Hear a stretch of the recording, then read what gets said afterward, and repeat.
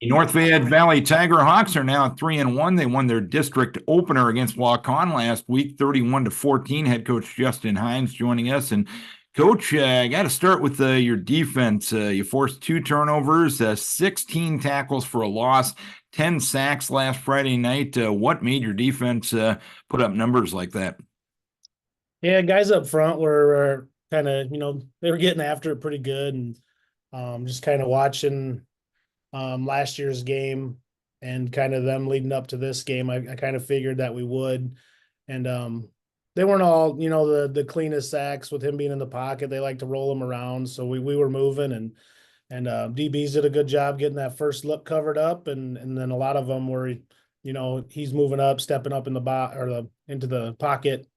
Guys are coming down, closing the pocket and getting sacks. And like I said, 10 sacks is pretty good. 5 more tackles for loss. We'll take that. But yeah, defense is playing pretty good right now. Got those 2 huge turnovers early. Stopped their one scoring threat in the first half with Lincoln's pick, and got that fumble on their first play of a drive, which was big, and able to punch one in right there. So yeah, defense is playing well.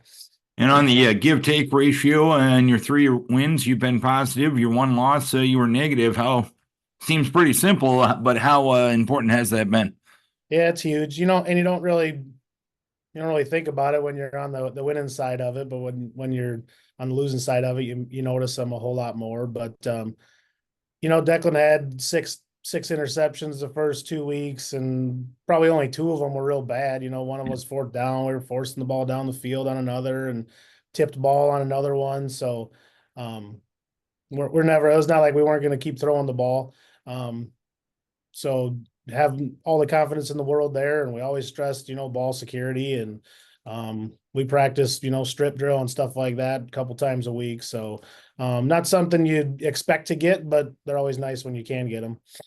And I'll ask you about the play of a couple of your linebackers. Ryan Griffith, the sophomore with 10 tackles the other night, putting up good numbers game in and game out. Logan Bohm, 9 tackles, 2.5 sacks, 2.5 tackles for a loss. How have they developed throughout the course of the year?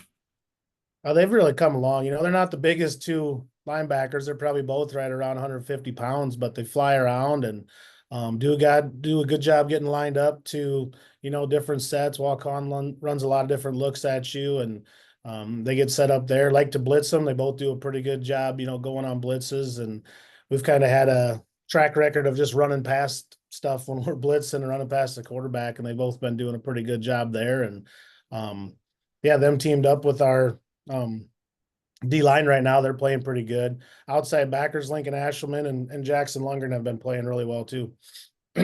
And offensively, no one put up eye-popping numbers, but seemingly it was just a collectively good team effort looking at the stat sheet. Would you agree? Yeah, yeah, absolutely. Um, Kind of shut it down there in the second half and didn't really. I think we threw the ball or maybe 3 times second half. One was a screen pass, one was third and long later on where we kind of threw it away, and the other one was a little dump off touchdown. So with where they were lined up on defense, and when we got up 31-0, it was kind of just kind of milk the game away and get out of there. So it wasn't really throwing the ball around. Could have, I think, and kind of open things up a little bit. But just trying to be safe with the ball and get out of there with the win. And our first half, and then come out with that opening drive in the second half and move the ball. And like you said, it wasn't just one guy. I think Lincoln might have had the most yards, but Kyler had 2 huge runs. I think Declan had his longest run of his career here at quarterback. So like you said, just a collective of the whole offense getting after it, and linemen are doing a good job, blocking. And I think I told the radio guy after the game, like, Kale Reister's a problem, for Mhm. people to cover. Even if we're not throwing it to him, he's got at least 3 eyes on him, and um, it creates a lot of attention out there. And if they're not covering him, we can get him the ball, and even when they are doubling him, we can get it to him sometimes. And he's going to open up a lot of other things just for how they have to align to him. And this week it's homecoming as Osage comes to town. What are you expecting out of the Green Devils? Yeah, so they moved a new kid to quarterback, sophomore kid, lefty.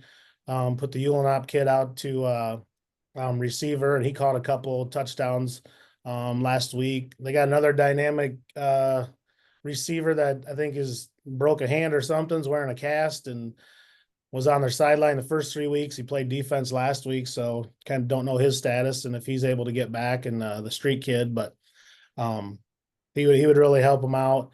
They got some pretty good old linemen. D linemen like to get upfield. They're going to be in a 52 and try to make things hard on us on the edge, and we're going to have to be ready and going to have to get after it up front.